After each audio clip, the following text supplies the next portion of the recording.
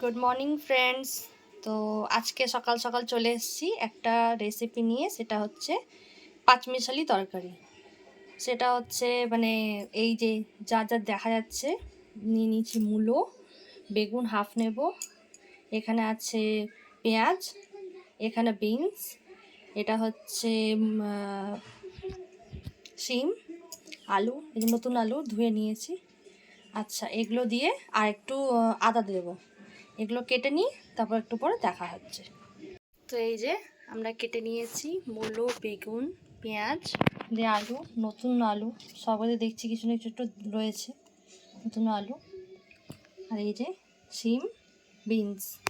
এবার চলো রান্নাটা দেখে নিয়ে যাক কীভাবে হবে। কড়াই তেল গরম হচ্ছে, এরপর আমরা দিয়ে দেবো একটা শুকনো লঙ্কা, পাঁচফোড়ন। এটা হালকা করে একটু ভেজে নিতে হবে। রেসিপিটা কিন্তু আমার মায়ের, জানি না তোমরা কে কীরকম খাও, বাট এটা কিন্তু আমার মায়ের রেসিপি। মা এরকম করেই বানায়। ভালোই গরম হয়ে গেছে, এবার আমরা ফার্স্টে দিয়ে দেবো বেগুন।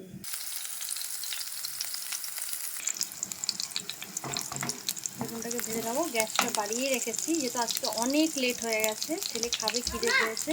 বলো, গাজরের হালুয়াটা করে রেখে দিয়েছি ফ্রিজে, কালকে যেহেতু করেছিলাম। কালকে ছেলে খায়নি, আজকে চাইছে, খিদে পেয়েছে, ইচ্ছে করছে, যেহেতু খুব ভালোবাসে তাই।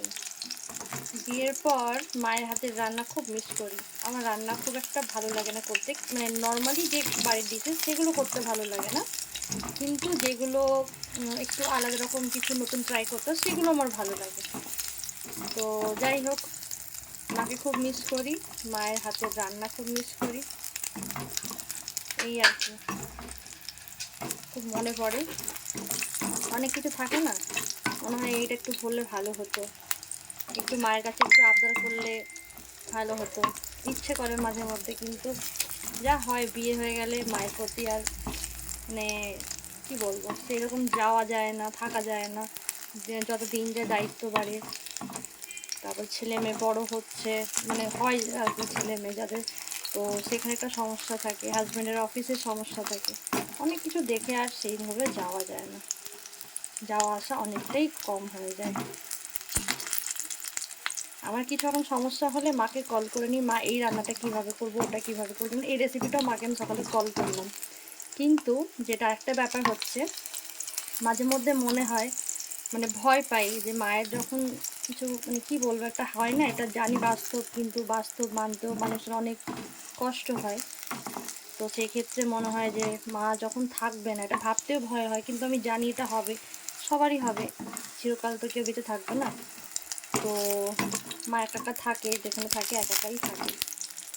তো মা যখন থাকবে না, আমার কিছু প্রবলেম হলে আমি কীভাবে শেয়ার করব। মা হচ্ছে আমার পুরো বেস্ট ফ্রেন্ড, মার সাথে আমি সব কিছু শেয়ার করি, A to Z বলতে গেলে। হয়তো এখন মানে কিছুটা হয়তো একটু দেখে শুনে বলি, মা যেহেতু এজ হচ্ছে, বয়স হচ্ছে, তাই না, চিন্তা করবে, বাইরে থাকি, তো খুব টেনশন হয় মাকে নিয়ে, মা একা একা থাকে। তো তখন ভয় পাই যে যে প্রবলেমগুলো আমার হচ্ছে, কিছু হলে মাকে একটা কল করে দিই, কিন্তু মা না থাকলে মানে তখন কি হবে, এগুলো ভাবতে খুব ভয় হয়, মাঝে মধ্যে মনটা খুবই কষ্ট লাগে।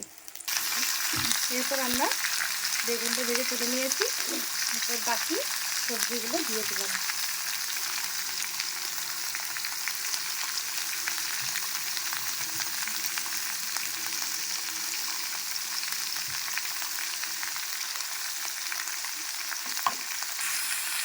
এরপর কিছুক্ষণ এটা ভালো করে আমরা একটু ভেজে নেব।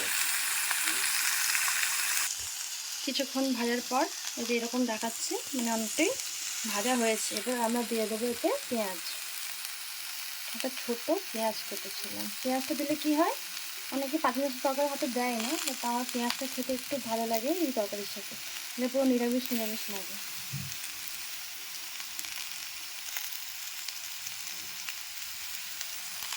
এটাকে ভালো করে ভেজে নেব। এবার ভাজা হয়ে গেছে মোটামুটি পেঁয়াজটাও। এরপর নুন, অল্প হলুদ স্বাদ অনুসারে দিয়ে দিলাম। এরপর এতে একটু দেব আদা, আদা বাটা একটু থেতো করে দিয়েছি আমি, আর একটু জিরে গুঁড়ো, সেটা আমি বেটে নিয়েছি। এই যে আদা দিয়ে দিলাম। এবার আর একটু দেবো জিরে গুঁড়ো। এগুলোকে ভালো করে একটু কষিয়ে নেব। এই যে ভালো করে কষিয়ে নিয়েছি, এবার এটাকে প্রেশার কুকারে দিয়ে দেবো, কারণ হচ্ছে আজকে অনেক লেট হয়ে গেছে, ছেলের খিদে পেয়ে গেছে। তো এবার প্রেশার কুকারে এটা দিয়ে দুটো সিটি দিয়ে দেবো, আর নামাবার পর অল্প একটু চিনি দিয়ে দেবো। এই যে প্রেশার কুকারে দিয়ে দিলাম, এরপর এটায় 2 কাপ জল দিয়েছি, এবার দুটো সিটি দিয়ে দেবো। এই যে আমার তরকারি রেডি। এই যে সুন্দরভাবে সেদ্ধ হয়ে গেছে। বাবা খুব গরম, জাস্ট নামালাম, একটু চিনি দিয়ে দিয়েছি। তো এই হচ্ছে আজকের তরকারি। তো এই যে গরম গরম খাবো। আমি টেস্ট করে দেখলাম, আমি জানি না মানে কি বলবো, আমি মানে নর্মালি ভাবি আমি যেটা ভালো করে বেশি করে করার চেষ্টা করি সেটা কিন্তু কখনোই আমার ভালো হয় না। যেটা নর্মালি ইজিলিভাবে রান্না করিনি সেটা কিন্তু খেতে ভালো হয়, এখন অব্দি তাই হয়েছে।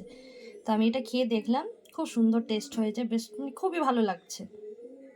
এবার দেখা যাক ছেলের কেমন লাগে, ও তো ভেজিটেবলস খেতে চায় না, দেখা যাক।